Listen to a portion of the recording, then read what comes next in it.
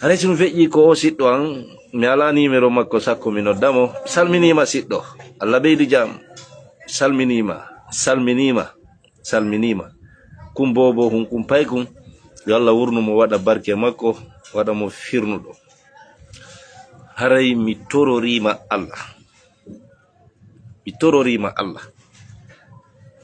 ƴettu paykum makum fijonka réseau kono mi tororima Allah ta ƴettu kum paykum ma daroɗa yeso caméra e ittagol nene makko mone ma e musidal nene makko mone ma e wowlugol haalaji ɗi menen men hato jina fi Allah e nelaɗo tawat wata katu kum paykum wata katu ɓiɗɗo ma sifangol kongol ko waɗɗa o vidéo ko katugol ɓiɗɗo mum non haray on vidéo ittumo o ɓiɗɗo kadi na antum jeeyo kala yeetiɗo makko an jeeyi o antum yeetomo fenay o ɗaynima na gonga ko an en nene o jeeyi o ɓiɗɗo hiɗon fota tekke makko kala yeetiɗo makko an jetti 100% maji o ɗaynima o fenay an e jara makko ɗon fota telle o ɓiɗɗo haray komi torotoma mi jeejama ɓayru buyno sikkude wondema si dewgal afisama ɗo ko ɗum woni wadde divorce déjà divorce no wadde ado réseaux sociaux arde divorce kadi continue waɗugo gurdam pay kunkum fija jala waɗe jeejirima kono innugol wowla sifa ko sakkitira wadde o vidéo ɗo tawat ɗum billahi ko golle kande waɗa amiji taki tuwoni haray an e ɓe nguma si tawi woni laaɓa ni on seedi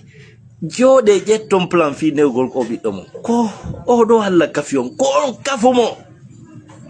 ɓiɗɗo ko gorole deyol mi jeejirima ɗum nani fi Allah ta tewto émotion nani ta tewto réseaux sociaux nani pay kum makum ɗa wawi wonde makko fijon jalon a wata empêchude nene makko kadi wondugol e bobon hare an e nene makko gasi on tawi on wondata ka ɓay tun Allah kafi on sayungo fande o ɓiɗɗo woni hakkunde mum on hana añidirde ngayngu duwakana adura hakkunde mum ko wiyete heen jooɗe ƴetton elan ƴetton plan Allah waɗi on ɗiɗo kala ɗon mari ambition ji ɗon mari projet ji ɗon faala avancude ndaron ko honno on ɗiɗo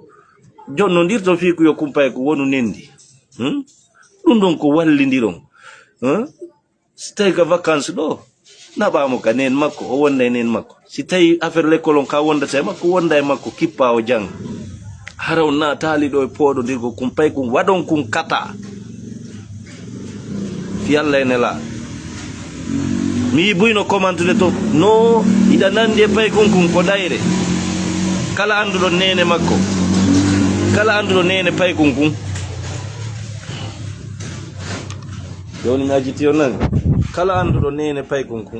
o yiye pay kum tun o mandi ko kaari on nene makko direct ara mi torki o mi jeeji on fi Allah sese ɓiɗɗo ko nene e baba